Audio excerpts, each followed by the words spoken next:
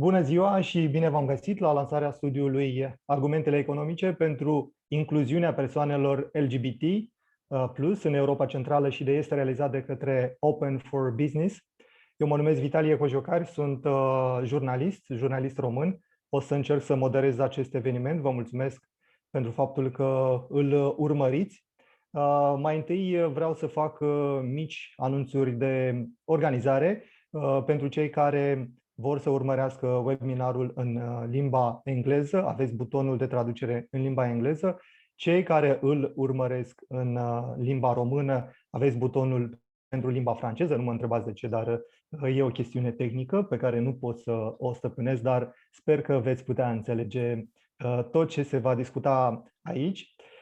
Studiul despre care se va vorbi și care urmează să fie prezentat cercetează discriminarea persoanelor LGBT+, dar și ce costuri economice generează pentru România și țările din regiunea aceasta de discriminare. O să vedem și dacă adoptarea politicilor de incluziune poate fi o cale pentru creșterea economică mult mai mare. Eu vă mulțumesc că sunteți acum online și urmăriți acest webinar. La evenimentul acesta de lansare al studiului vor fi lideri din mediul de business și din societatea civilă. Vom urmări și o dezbatere și concluziile principale ale studiului pentru a identifica măsurile care se pot lua ca să crească nivelul de incluziune a persoanelor LGBT+ în România. Pot să vă spun din partea mea, sunt jurnalist și obișnuiesc să privesc subiectele care interesează pe oameni din diferite unghiuri. Vorbesc de subiectele interesante pentru public. Asta dă o valoare intrinsecă informației. Așa că atunci când am fost rugat de organizatori să moderez acest eveniment, am rămas un pic surprins de perspectiva pe care o oferă. Mărturisesc că nu m-am gândit să-mi pun această întrebare și este o întrebare foarte importantă. Cum se vede lipsa toleranței, cum se vede discriminarea persoanelor LGBT+ din punct de vedere economic? În ce măsură discriminarea comunităților LGBT ne afectează economic societatea? Înainte de a oferi cuvântul celor care vor prezenta și vor vorbi, vreau să vă anunț rapid două reguli pentru acest eveniment. În primul rând, ca să-l facem mai interesant, să concentrăm informațiile și să respectăm timpul acordat, timpul tuturor. Doi, dacă aveți întrebări, vă rog să le precizați în chat. Eu, împreună cu organizatorii, le vom verbaliza ulterior, o să le spunem la microfon. Și vă invit să puneți și întrebări la finalul prezentărilor, dar și în timpul panelului de discuții o să-l anunțăm. Pentru început îi dau cuvântul lui Marcin Tomaszewski de la Banca Europeană pentru Reconstrucție și Dezvoltare.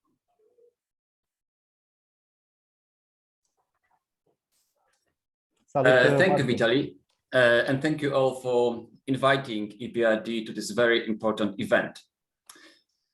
Exclusion based on sexual orientation and gender identity is costly not only to the individuals involved, but also to society as a whole.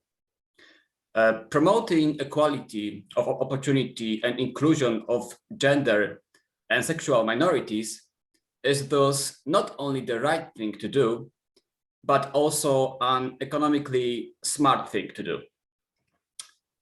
The numbers of the cost of discrimination of LGBT+ people provided in the Open for Business report are striking. You will see them shortly. But even more striking is the fact that this is only the tip of the iceberg, as these estimates capture only direct costs of discrimination linked to pay gap and some health outcomes. You know, economists love talking about potential output, which is an estimate of the value of the output that an economy would have produced if labor, which is working hours of people, and capital, which is machines, had been employed at the maximum sustainable rates, which is over the long term. Sustainable is the key word. Sustainability can be achieved if the two production factors, labor and capital, are used in a smart and efficient way. If a part of society remains excluded, facing unequal barriers to economic opportunities, we cannot speak about sustainability, rather about wasting of our own resources and opportunity costs. The problem is that there has been not so many reports like this so far. The reason for that is the lack of data. At the moment, more and more quantitative data is being collected, but we still don't know much about the differences between LGBT plus people and non-LGBT plus people in terms of their well-being, education, economic and social attitudes and outcomes. Therefore, in 2016, the World Bank, together with the United Nations, published a report that called for more investment in research and data on LGBT plus people to promote social inclusion and to advance the UN Sustainable Development Goals. Why is that? Because more high-quality data and research is likely to improve public awareness and result in better policymaking and ultimately more inclusive attitudes. Let me mention two research papers by my EBRD colleagues. The first one, which will be published shortly, shows that providing people and businesses with information about country-level economic costs of LGBT plus discrimination increases support for measures to safeguard equal employment opportunities for LGBT plus individuals. This suggests that raising public awareness about the economic costs of LGBT plus discrimination is a potentially powerful tool to fight such discrimination. This also suggests that with this seminar, we are in the right place and the right time to fight against LGBT plus discrimination and to make our societies more inclusive. Another paper, which was published recently, shows that LGBT plus inclusive laws are not only important in themselves, they are also critical for creating a broader culture of equal treatment of LGBT plus individuals. The paper shows that the introduction of marriage equality for same-sex couples leads to significant improvements in attitudes towards sexual minorities. The results are especially significant for conservative societies with less gender equality. Although laws can exert a powerful influence in shaping social attitudes, in the absence of political will and action, we need to encourage the private sector and businesses to act loudly. Why? Because, there is a business case. LGBT plus inclusive companies tend to have a stronger financial performance, for example, because they are better able to attract and retain talent, innovate, and build customer loyalty. An open and inclusive environment boosts performance for all employees, not only LGBT plus individuals.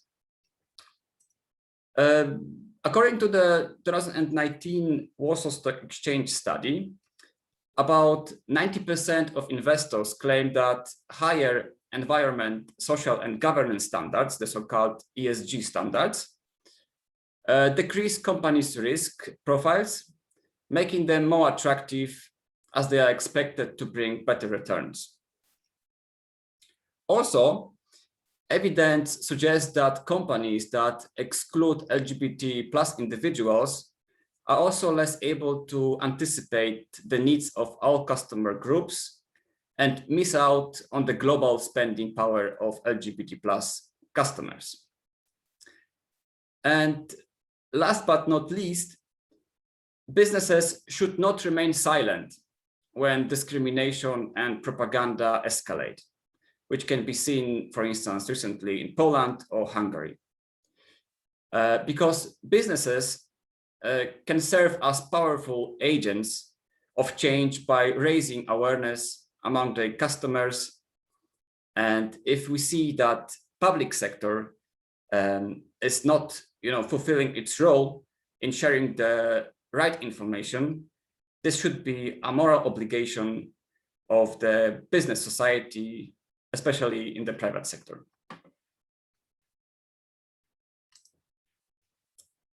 Thank you.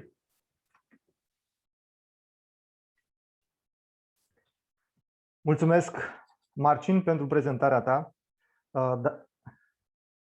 Dacă există întrebări, le aștept în chat. Până atunci îmi permit să te întreb ceva. Spune-mi, te rog, dacă poți să ne vorbești un pic și despre aspectele de incluziune și de egalitate gender în proiectele de investiții ale BERD și ce ne poți spune despre politica BERD legată de tema acestui eveniment.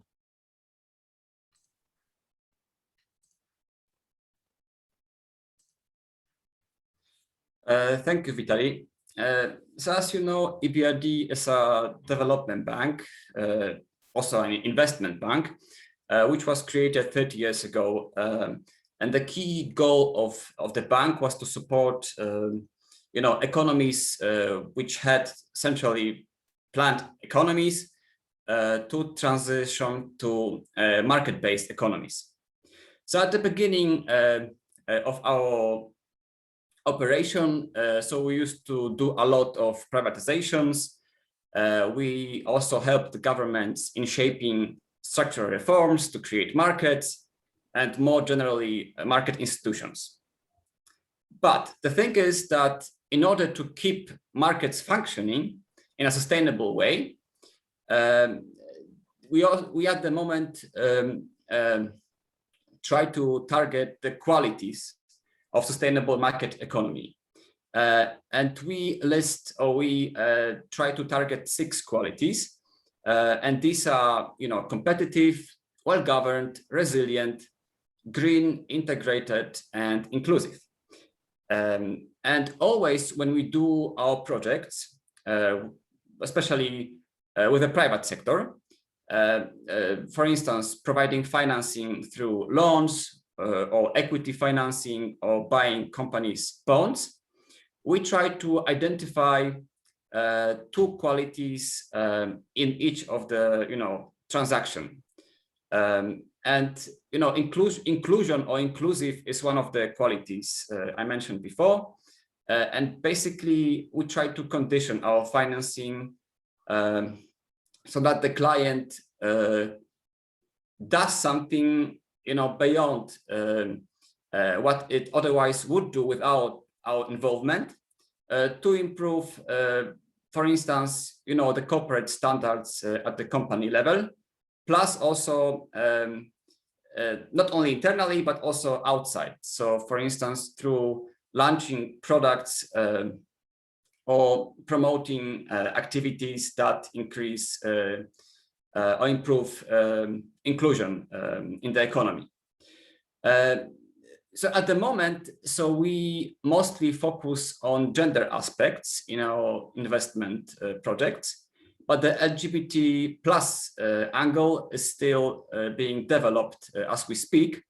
But this is, this year we are working on our new gender and inclusion strategy, and the LGBT plus angle should be included. And more broadly, the human capital angle, which is not only to capture gender or LGBT plus aspects, but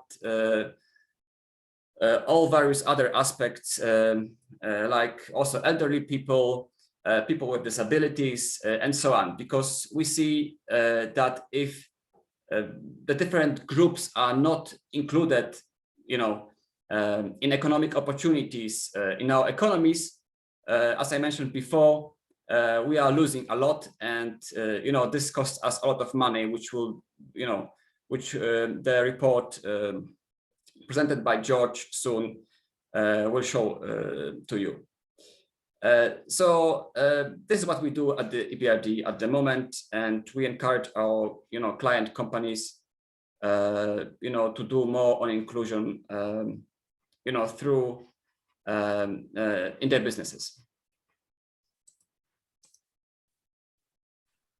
Îți mulțumesc foarte mult, Marcin. Îți mulțumesc pentru explicațiile tale și pentru că mi-ai răspuns la întrebare, dar și pentru faptul că te-ai înscris în timp. O să trecem mai departe, desigur, dacă nu există întrebări din partea celorlalți care ascultă. O să trecem mai departe la Teodora, care este director executiv Accept. Și Accept este prima organizație neguvernamentală de drepturile omului din România care apără și promovează drepturile LGBT+ la nivel național. Am spus totul corect, Teodora? Bună ziua! Bună ziua! Thank you, Vitaly. I think the presentation was quite fine.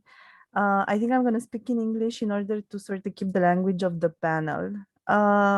But I see that with us there are many friends who work actively for promoting LGBT equality within the business community, but also through other means within civil society or among governmental authorities or diplomatic corps that works and handles human rights on behalf of these member states in Romania.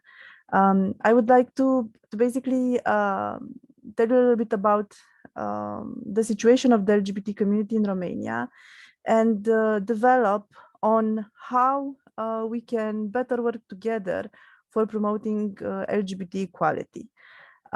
In Romania, the situation has been evolving quite rapidly and hopefully to the better. Many of you might or might not know that up until 2001, you could go to prison for your sexual orientation. Obviously, we're 20 years from that point in time, and we see how much the situation has been evolving and developing. And that has been possible only through the active engagement of civil society organizations that promote LGBT equality in Bucharest and within more and more cities across Romania, organizations that focus on the grassroots movement and do a great deal of work locally with people, with authorities, but also with local businesses. And of course, through the great support that we have been receiving from the wider civil society, business community, and institutional allies that support LGBT equality. What we have seen quite significantly is that, for instance, in a recent study published by Accept mid-April, the degree of acceptance for same-sex relationship for the legal protection in Romania has doubled over the past 5 years, especially in the area of marriage. The numbers are still not sky high. We only have 42% of Romanians of all ages who agree that same-sex couples should be legally protected through equal marriage or civil partnership. However, we see a significant improvement among youth. For those who are between 18 and 35, we see that a majority of people, 56%, accept this type of legal protections. And this is just one piece of statistics that comes from these comprehensive studies that actually show that a wide majority of Romanians agree with general messages regarding the protection of rainbow families, the respect for LGBT people, their access to basic rights such as inheritance, etc. However, even if these numbers are slightly getting better over the years, we still see that Romania is lagging behind. Is lagging behind in the European Union, is lagging behind in comparison to other states that are trying to actively promote equality in the workplace, non-discrimination in all fields of life. And we should never undermine or underestimate how important it is to have the business community involved in promoting this type of equality. There are two reasons for this. The first one is that right now we're at a point in Romania where the state, unfortunately, offers less protection, less recognition for same-sex couples or for transgender people who are trying to affirm their legal gender than some of the companies that we work with do. We are in this peculiar situation where companies interested in diversity and inclusion offer equal benefits for unregistered same-sex partners, offer leave, offer medical insurance when the government does not. For us as a human rights organization, this is unfortunate, but it's a situation we're trying to fight in courts and in the court of public opinion, obviously. However, it's quite telling that companies are ready to take this step, and they're encouraging each other to take such a step in different formats, in participating to this event, in participating to the Open for Business research endeavor, but also participating in the Diversity Chamber of Commerce, a group that has been slowly but surely consolidating, and you're going to definitely hear more about later today. The other reason why it's very important that we're here today and that we are, staying where we should be in the limelight, in the forefront of the fight for equality in Romania, is the fact that as we gather here today, there are other groups, other business initiatives who support the opposite side, who support movements and groups that fight against equality, that try to promote so-called traditional values that are just the forefront, the mask for promoting active discrimination, lack of access to rights, to equality, to workplaces, to jobs, to public spaces, for LGBT people, for women, for people who are, non-white, etc. So it's very important that we understand that here today, we're gathered together by a higher mission than business success or profits, or the fact that we believe in equality. We're gathered here by the fact that we're all aware that our people need us. If we're employers, we understand that our actions on LGBT equality make a difference in the everyday lives of the people that contribute to the success of our business.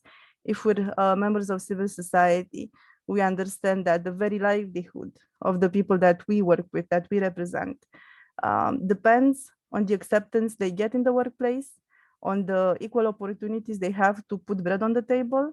And the pandemic has been a period of time where we could see this quite strongly. And we have been facing, all of us working in LGBT organizations across Romania, unprecedented levels of unemployment, of a lack of means of getting basic resources, simply because vulnerabilities that were already there, people who were already on the margin, were pushed far across the line over the past year and a half. So without much further ado, I would like to thank everybody who's here with us today.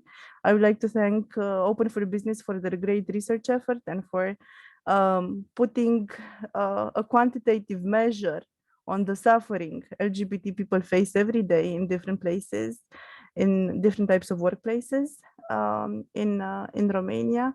And I would like to just thank you all for acknowledging the fact that we're at a place where we have a lot of work to do in order to make workplaces truly inclusive and accepting of the diversity of human nature. Mulțumesc, Teodora Rotaru. Dacă nu sunt întrebări, îmi permit eu să îți adresez una. Noi, în România, cum ai precizat, suntem într-o zonă mai bună față de alte țări, dar am trecut de curând printr-o încercare de modificare a Constituției, pentru redefinirea familiei și voiam să te întreb dacă, în vreun fel, a existat vreo influență asupra comunității de business, acea încercare de modificare a Constituției și dacă s-a resimțit în vreun fel și în din comunitatea, vorbesc despre societatea românească. Thank you, Vitaly, for your question. I think it's very important we discuss that moment because I think the 3-year campaign that targeted LGBT people was an eye-opener for many, and that includes the business community. Romania, for instance, has been always a good student of European integration to a certain extent. We usually don't argue, we don't oppose measures taken at the European level. We try to cooperate as much as we can, as best as we can. Of course, we have some issues in the area of corruption. There was the mechanism for cooperation and verification. However, there's a divided agenda, in Europe, in human rights around European values. So, in a sense, these movements against LGBT equality, against women's rights that are appearing in countries like Romania, like Poland, like Hungary, like the Ukraine, are opening the eyes of the social vulnerabilities that come with trying to work closely together as businesses and as political groups. The referendum was an opportunity to see such an attack that was ongoing, that affected the daily lives of LGBT people, and the fact that it put the spotlight on discrimination. Many of these people were faced with questions about their sexual orientation up front, from neighbors, from their colleagues, from their bosses, issues that were not being openly discussed before that. And that had two consequences, really. On one hand, people felt the need to be more forward, to come out of the closet, to discuss more openly, to get more involved, to participate to Pride, to participate to community events, to take action to stop this massive injustice. Businesses, of course, reacted as well and understood they had a vital role for standing up for equality. We saw during that period the first companies joining Bucharest Pride, for instance, the first companies that started inviting us to have talks within their body of employees to discuss diversity and inclusion. We saw a lot of people, including people from the business community, who needed to take a stance for equality. So in the presence of a threat, we see, of course, the presence of greater support, greater solidarity. And I think the organizers of the referendum, a referendum that failed and didn't manage to ban same-sex marriage in the Romanian constitution, basically helped without knowing to mobilize the LGBT community, but also mobilize a lot of allies, including allies from the business community. And we can only be grateful for that.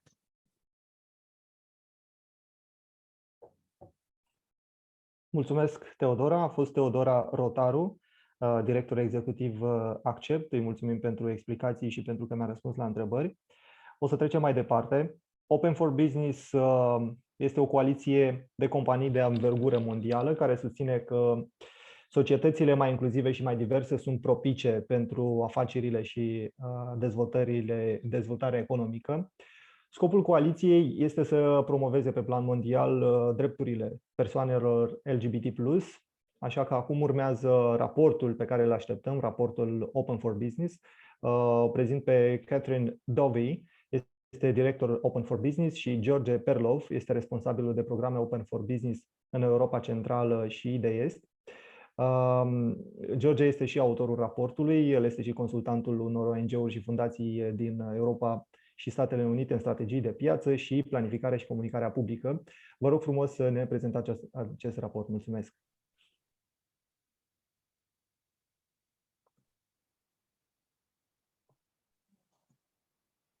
Thank you. Thank you so much, Vitaly, for that introduction, and many thanks to Matson and to Theo for sharing their views and providing so much rich content already for this event today. So as Vitaly mentioned, my name is Catherine Dovey. I'm the Executive Director at Open for Business, and we're really excited to be here with all of you to be launching our latest research in Romanian today. And I'd like to say a huge thank you to all of the organizations and individuals who've helped us get this far, who've made this possible, several of whom are with us on today's call.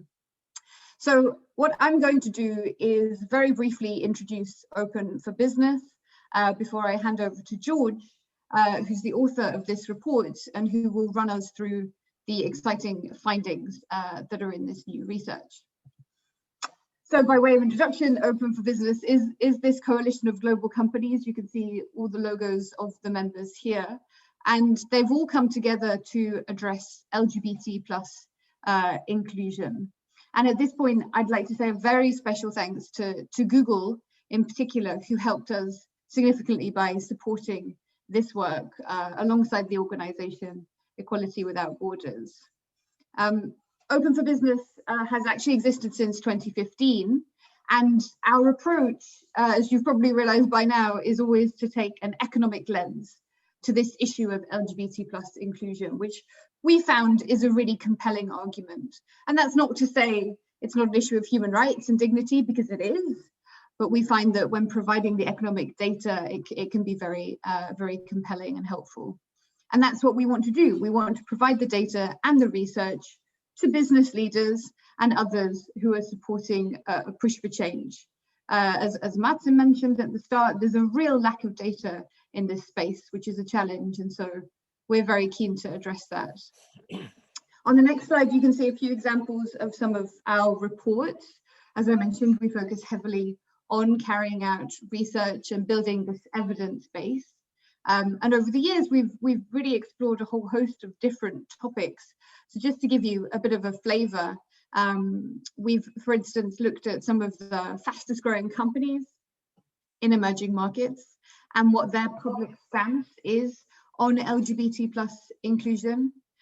We've also had our work translated into simplified Chinese by partner organizations. This particular report shown here is our Channels of Influence report, which we produced in partnership with the United Nations.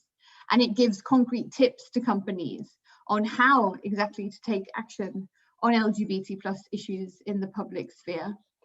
Our recent Working Globally report looked at some of the challenges for LGBT+ people or people with LGBT+ dependents going on overseas assignments for work, and some of the challenges involved there in terms of country locations.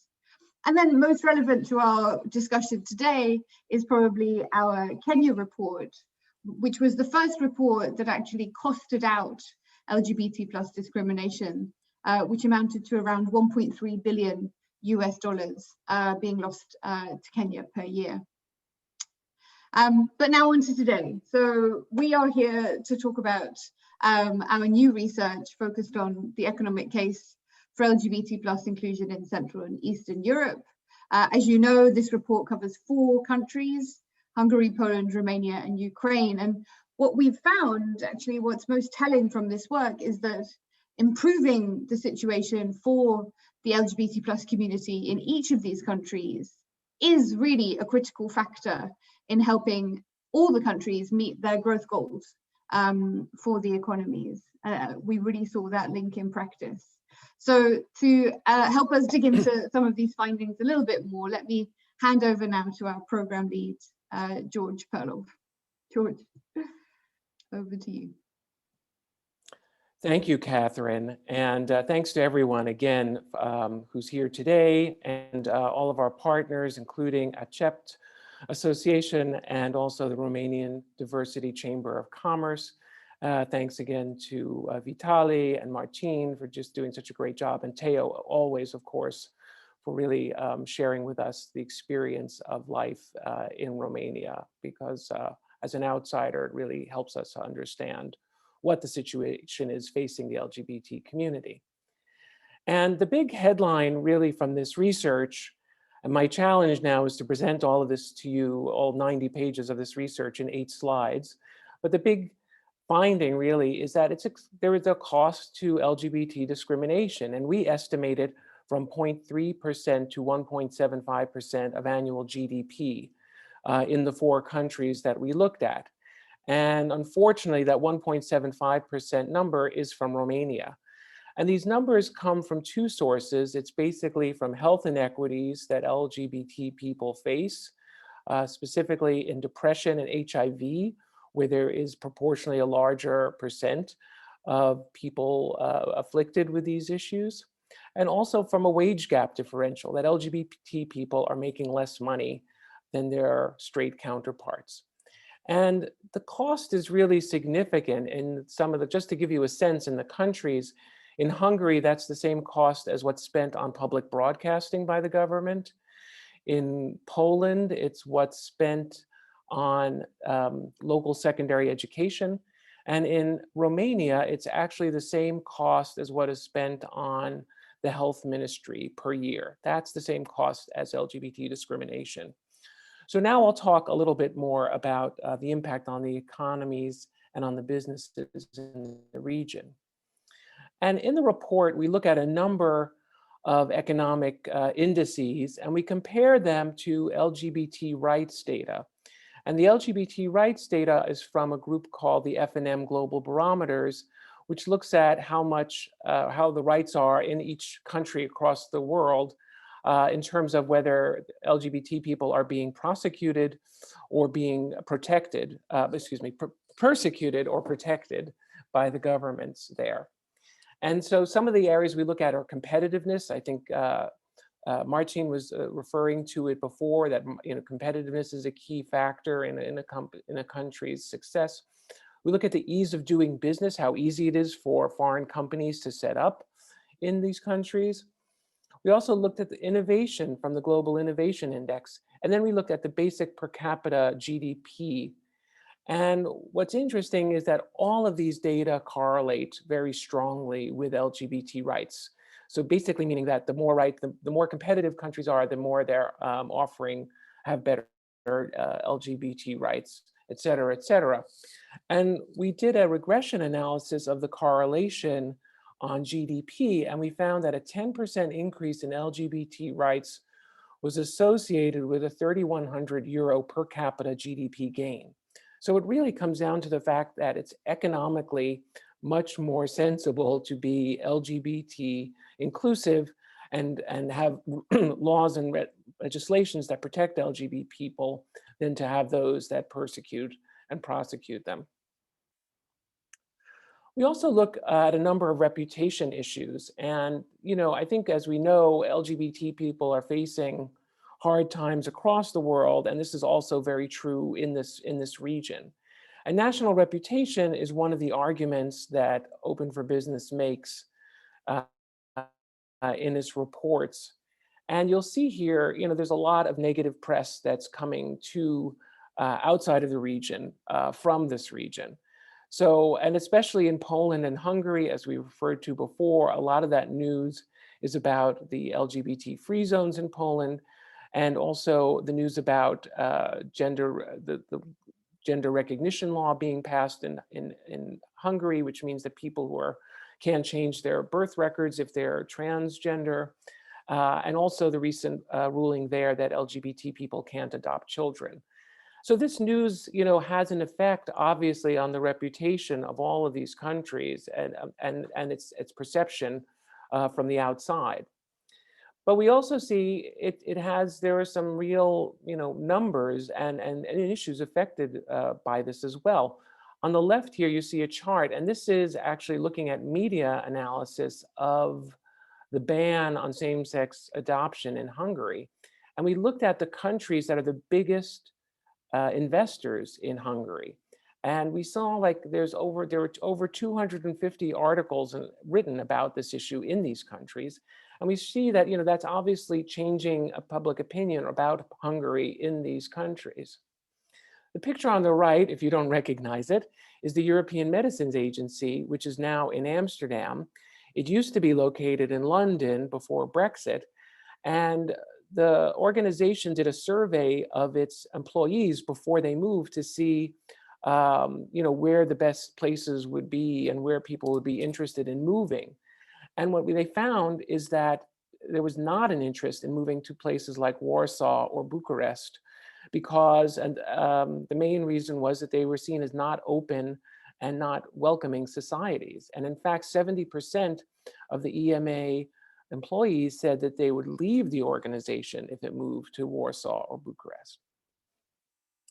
We also look at the topic of brain drain, which I know is a big issue facing Romania for many years.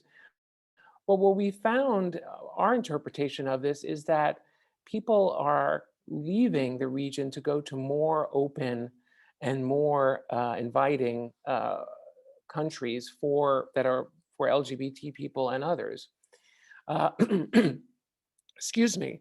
And this region is losing a lot. Romania, as you can see here, is losing people every year to brain drain, while in the EU 15, Ireland, which is a case study in our report, and Germany are gaining many more people.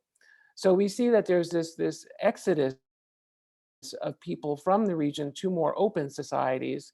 And then the people who are coming to Romania and to the other countries in the report are coming from less open societies overall.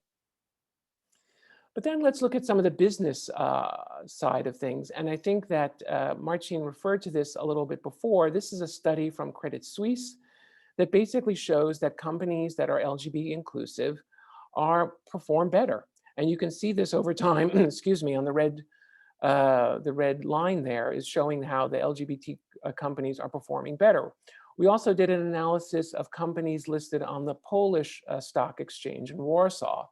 And we saw similarly that those that had some sort of policies around LGBT inclusion, that openly recruited LGBT people and other means to make LGBT people feel more comfortable, were doing better than their counterparts in the country. We also conducted a survey of 190 companies in the region from the 4 countries.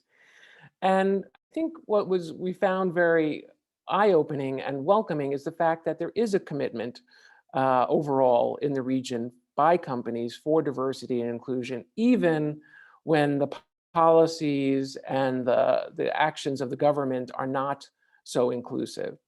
And here you can see that 57% feel that their company is being committed to diversity and inclusion is important, or extremely important for 57% of these companies.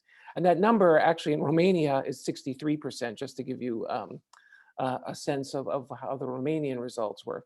So we definitely see that there's interest and that there's a lot of support for these issues. We also saw, for example, that there's an understanding of what the value of diversity is. Companies understand, to what Marcin was saying before, that diversity and inclusion mean better profits, better teams, better competitiveness, better innovation, all of those areas.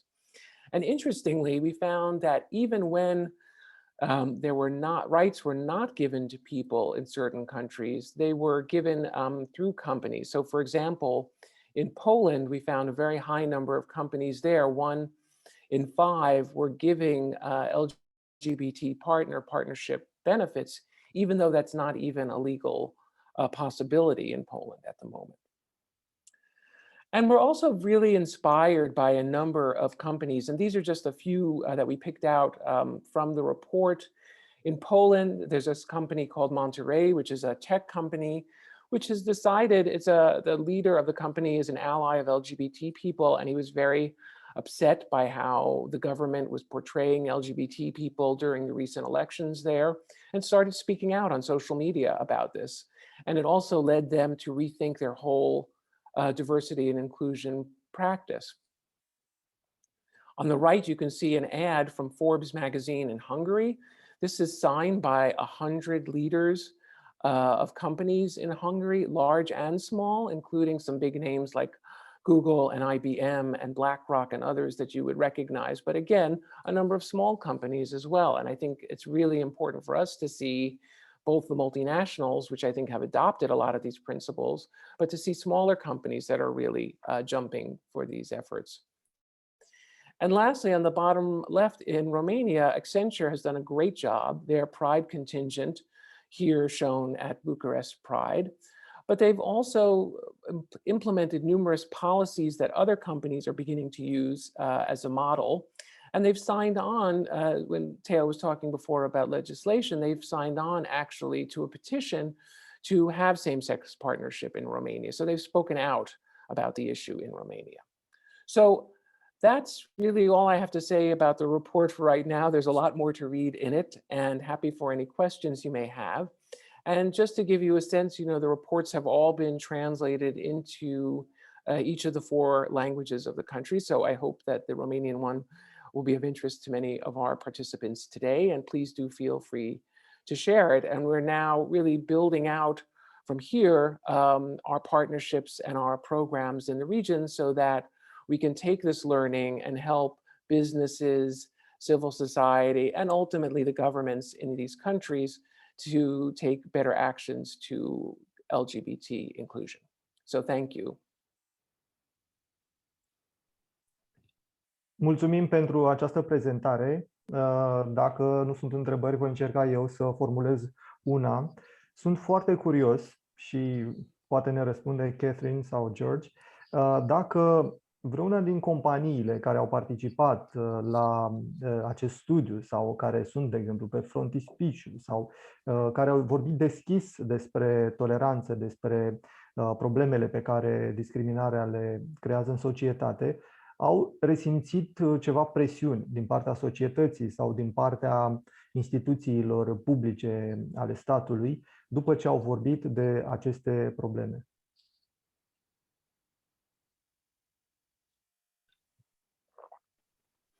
Let me jump in on that, and Catherine, feel free to add. It's interesting because I asked that question when I was interviewing the colleagues at Accenture Romania, and I asked that very question of Gina Sotir and Ella there about this issue, and they said, you know what, they've had no backlash. You know, I think everyone has been very supportive of these issues, and I think we found that overall. I think companies tend to be anxious about doing this kind of work, but I think when they do step out and say something, they will, you know, they're generally okay. There have been cases, that's not to say, you know, in Poland and Hungary, we've seen much worse situations, and there are cases pending against with IKEA and Coca-Cola and others. But overall, I think when companies come together, and that's what we're trying to engage, develop here, is having more companies come together to be supportive, that there is strength in numbers and there is strength in doing this kind of work together. Catherine? Yeah, I would definitely agree with that. I think it's very important that companies speak out as a collective voice. That's what really can have an impact. But it's also important that, you know, you always have a mix of maybe multinationals that might be headquartered elsewhere, but also locally headquartered companies. And then in addition to that, what we would always say is, you know, nothing about us without us. Make sure as a business you're working with your local civil society organizations and experts and activists who can identify strategically when it's helpful for a company to step in and say something. So provided you have all of that in place, I think the risk of backlash should be lower. It's always there, of course, but as George said, it's often not as bad as people might think.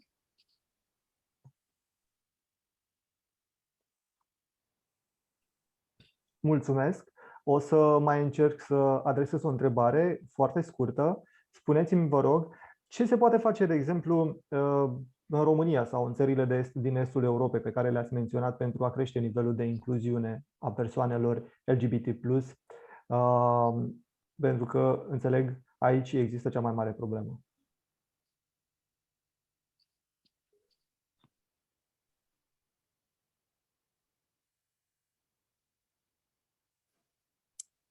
Catherine? I mean, I'd say start with reading the report, but that's because I'm biased. I mean, there is lots of guidance in the report, which is addressing both the business community and also governments, right? Which demonstrates how you can bring about important economic success from making sure that you are more LGBT plus inclusive.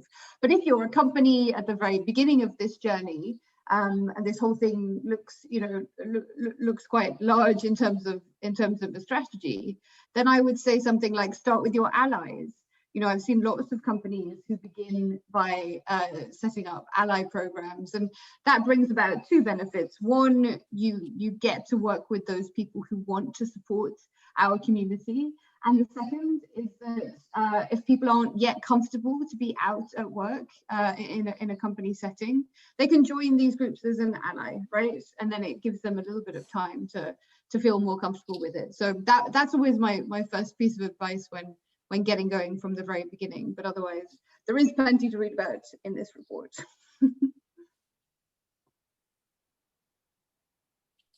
Le mulțumesc foarte mult. Le mulțumesc foarte mult lui Catherine și lui George pentru prezentare. O să începem în cele ce urmează un panel de discuții. O să vă prezint participanții la panel.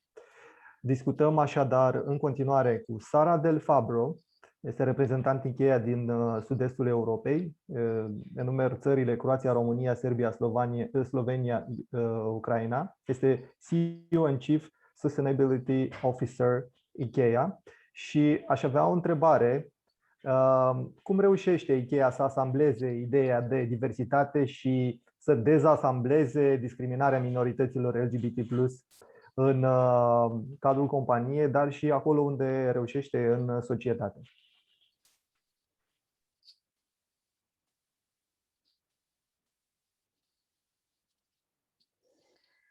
Yeah, first of all, thank you for inviting me, and hi everyone.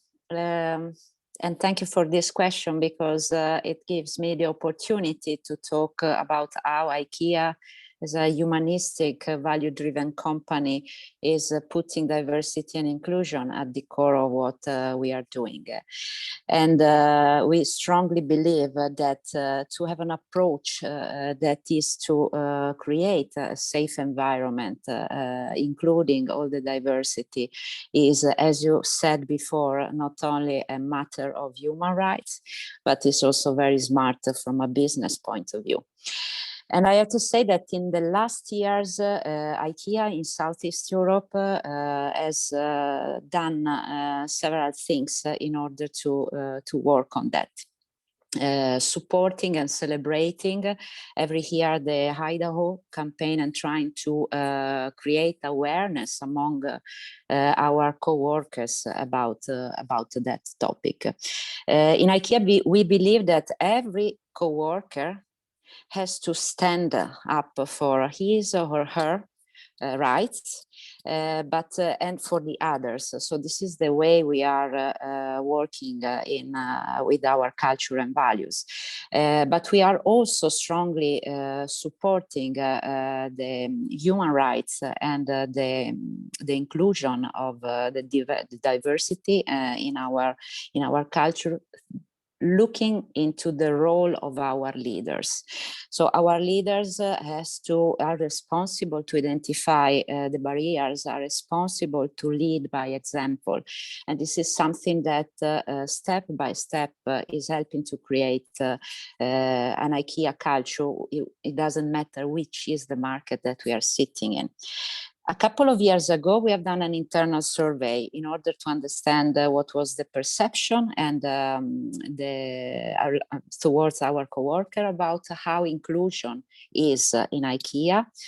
And I have to say that it was a high opener for us, because even if we can say we are satisfied to see that the main KPIs are better compared to the average in the markets in which we are, and that 100% of people belonging to the LGBT community and responding to this survey, around 7% on the total respondents, were saying that they will choose again IKEA as a workplace.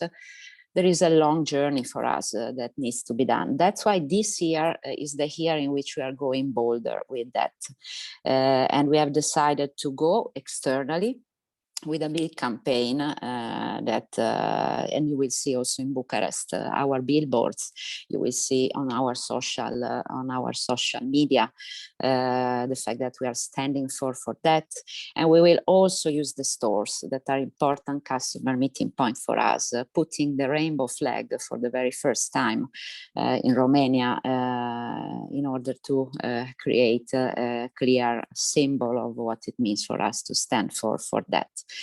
But I think that there is also another important element, that is to start really focusing in the agenda, in the business agenda on that every day with our coworkers and to create engagement. We have launched now a very successful training program that is for our leaders, first of all, but then also for other co-workers to create awareness, but also to work on the unconscious bias.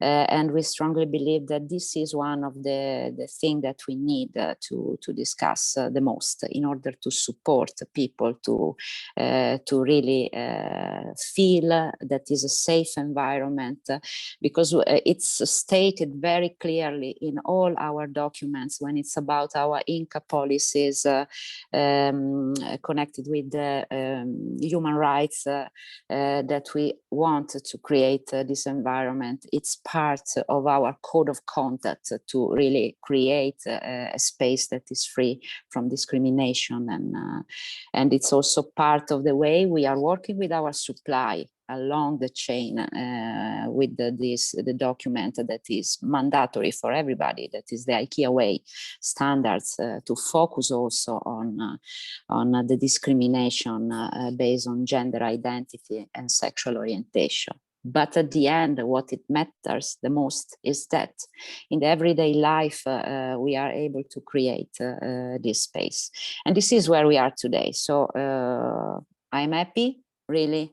And I was looking into your report with a lot of interest, because this exclusion based on sexual orientation as a cost for the whole society. And this is such a strong message for the company that has a role to play when it's about shaping not only business, but also society. So this is the way we are working right now.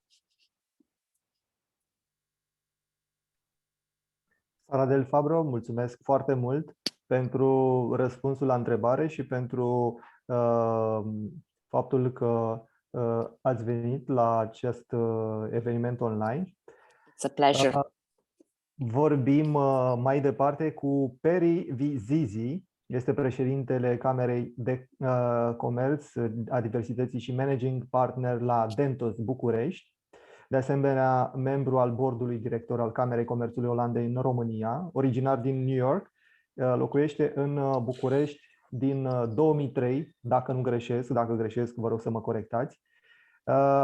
Și voiam să aflu că e totuși o perioadă destul de lungă de când sunteți în România.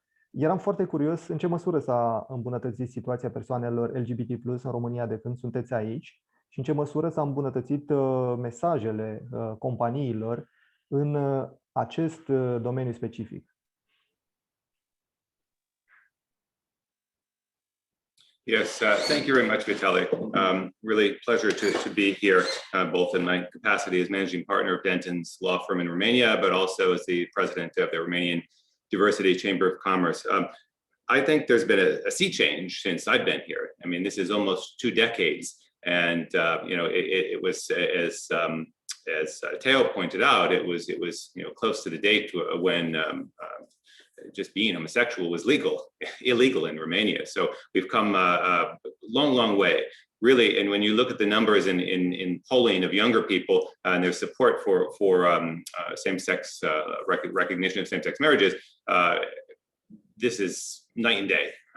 So I think the situation has improved dramatically in terms of the way public opinion perceives LGBT persons. and as well as our own legal rights, to be frank. Joining the European Union and the preparation for that helped Romania a lot on the way to better treatment of LGBT population. In terms of businesses, well, we have been really pleased in setting up the Romanian Diversity Chamber of Commerce, which is fairly new, but which has gotten a lot of support from many key businesses. And I see in the chat there was a list of some of our members. Companies are no longer afraid to come out, quote unquote, to support LGBT causes. I would say that all of the members in our chamber have been supportive, and it's not only LGBT, it's gender, it's Roma, it's persons with disabilities. I think there's a holistic view that diversity and inclusion are important not only for business, but they're morally right, and where the laws have not caught up to what businesses are doing, they need to. And it's the same, if I can mirror, tell you what happened in the States, it's the same situation, and Teo mentioned it as well. Businesses are ahead of the game. Businesses are like IKEA and Accenture, they don't wait for the state to require them to extend health benefits to partners in same-sex couples, whether they're married or not. And this is why we formed the Diversity Chamber of Commerce, because we don't think we need to wait for the government to do things and for laws to be passed. We can make a difference now, and our members believe that as well. There's no reason why businesses can't offer health benefits to same-sex couples. There's no reason why same-sex partners can't be invited to Christmas parties. I think we're kind of to the point where I would say that to not invite your same-sex partner, to not extend health benefits is almost going to be the exception in the near future. At the Diversity Chamber of Commerce, we are also forming a task force on LGBT matters, LGBT plus matters. And one of the topics will of course be, how do we make sure that LGBT plus persons are integrated into our businesses? They feel like they belong, they kind of go the extra mile for us because they feel we care about them, but also what legal changes we can propose to Parliament to make Romania a destination where people moving from London will want to come. Because we're not there yet. As you saw in the survey, this is not a country where LGBT persons are really interested to move. And that's not a good thing for businesses like IKEA or Accenture, where we're deprived, or dentists, to be honest, where we're deprived of talent that is going to places like Paris or London or Frankfurt or Berlin, but they don't want to come to Romania. Getting back to the report, I think this is a really important piece of research. It's the first time it's been done, and we're really glad to have been part of that. And what I hope it demonstrates for businesses here, small and large, is even if you don't care about what's legally or morally right, you should care about your business. And it makes business sense. And this is, I think, one of the basic principles of Open for Business. It makes business sense to take into account the kind of globally trillions of dollars that the LGBT plus community has to spend. And to sideline LGBT or other groups as well doesn't make economic sense. And it's really the bottom line of the report, and I think what the Diversity Chamber of Commerce stands for. Mulțumesc pentru acest răspuns. Alături de noi vine acum Oana Dumitrescu, este Industry Manager la Google Romania și este responsabilă de retail, zona de travel. Oana Dumitrescu susține comunitatea LGBT+, ajută și promovează proiecte pentru acest domeniu. Oana Dumitrescu, mulțumesc că ești alături de noi la acest eveniment online și uite ce voiam să întreb, există vreo soluție tehnică pentru oprirea discriminărilor și a hate-ului, a hate speech-ului online, în ideea în care foarte multă discriminare și hate speech acum se desfășoară online, dar luând în considerare și faptul că suntem în această perioadă pandemică și ne lovim zilnic de acest hate speech, inclusiv împotriva persoanelor LGBT+. Bună ziua tuturor! Vă mulțumesc foarte mult pentru invitație. Este o onoare pentru mine să fiu aici și pentru Google și acest raport ne-a dat ocazia să subliniem încă o dată misiunea noastră și să regăsim încă o dată valoare în ceea ce ne propunem să facem. Noi vrem să aducem informația aproape de oameni, să dărâmăm bariere și să folosim tehnologia să împuternicim oamenii să găsească mediul lor propice, să comunice și să dezvolte așa cum își doresc. Sunt multe lucruri pe care aș putea să le spun aici. Aș vrea însă să semnalez ceva foarte important. În domeniul tehnologiei, diversitatea și incluziunea sunt topicuri active de mult timp, sunt deschise de mult timp, ne confruntăm cu ele de ceva ani și Google face eforturi consistente, comunică deschis despre asta și ne propunem să informăm asupra progresului. Pe lângă proiectele pe care le avem interne, inițiativele pe care le avem interne și beneficiile pe care le acordăm, indiferent de gen, de orientare sexuală sau de preferințe și așa mai departe, în același timp vrem să ducem mesajul acesta mai departe și să invităm și alte companii să se alăture acestui demers și mă bucur foarte mult că suntem în acest grup care promovează egalitatea și diversitatea indiferent de gen sau de orientare. Când vine vorba despre produse, pentru noi diversitatea și incluziunea a pornit practic de la user, da? Pentru că noi ne focusăm pe user și avem această credință. Focus on user and everything else will follow. Și a trebuit să gândim proiecte sau să gândim produse care să răspundă diversității, că este ea diversitate culturală, că este diversitate de gen. Produsele noastre cumva au fost gândite în așa fel încât să nu țină cont de diferențe, ci din contră să le facă accesibile tuturor, să ridice, dacă vreți, nivelul de conștientizare asupra problemelor sau confruntărilor cu care membrii comunității trebuie aș spune diluiască, îmi pare rău pentru româna engleză, în fiecare zi și în același timp să invităm și pe alții să participe, da? Și să contribuie activ. Raportul acesta este doar o ocazie. Aici sunt date valoroase care arată că putem duce mai departe mesajul nostru și putem influența. Iată, avem date pe care ne putem baza ca să dovedim că un mediu care este deschis, inclusiv și care în același timp susține diversitatea, este mai bun pentru business. Aduce rezultate mai bune financiare, de vizibilitate și așa mai departe. Produsele noastre încearcă să răspundă acestei provocări, dacă vreți. Și am găsit mai multe metode prin care putem să facem asta. În zona de Maps, de exemplu, există o hartă publică cu a locurilor care sunt LGBTQ-friendly. Business-urile își pot marca în același timp statusul lor dacă sunt friendly și să invite oameni să meargă acolo.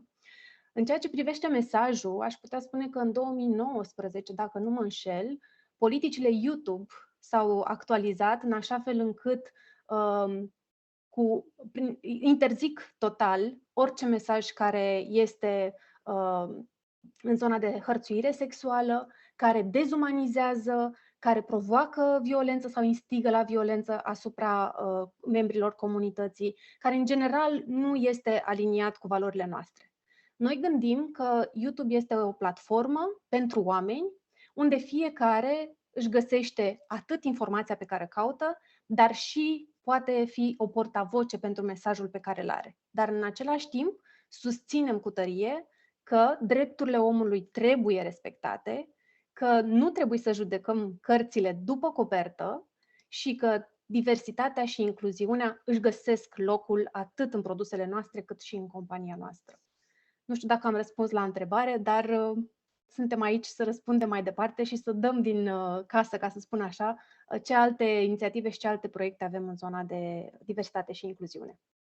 Ba da, mi-ați răspuns la întrebare și mulțumesc foarte mult, chiar nu știam despre această posibilitate tehnică de a mapa companiile LGBT+ friendly. Chiar nu știam și uite că am aflat acest lucru, chiar mulțumesc pentru răspuns. Dacă există și alte întrebări la membrii panelului, În acest moment nu, dar aș vrea, ca să respectăm timpul tuturor, să închei. Eu sunt jurnalist, nu sunt specialist în probleme de discriminare, nu aș putea să emit păreri, în schimb pot pune întrebări și când am discutat cu organizatorii acestui eveniment, mi-au venit în minte următoarele întrebări. E vorba despre empatie și nepăsare. În momentul în care o anumită problemă, o discriminare nu te afectează, câtă empatie o să ai, câtă nepăsare o să te apese în condițiile în care tu nu faci parte din grupul care este discriminat. Ei bine, acest studiu ne arată că totuși există te afectează categoric și te afectează economic. Și dacă te afectează economic și economia țării în care locuiești nu se poate dezvolta din cauza unei discriminări, în aceste condiții, câtă empatie și câtă nepăsare o să ai față de problemele celor care sunt discriminați? O să te mai gândești, în acest caz, trăiască sau să moară capra vecinului? O vorbă din Balcani. Eu vă mulțumesc pentru că mi-ați răspuns la toate aceste întrebări. Le mulțumesc lui George și Catherine pentru că au prezentat studiul. Mulțumesc pentru cei care au vorbit în acest panel, Sara Del Fabro, Perei Zizi și Oana Dumitrescu. Îi mulțumesc Teodorei Rotaru și lui Marcin. Și să ne auzim într-o societate mai bună și o societate care nu discriminează niciun grup care este minoritar. Mulțumesc mult!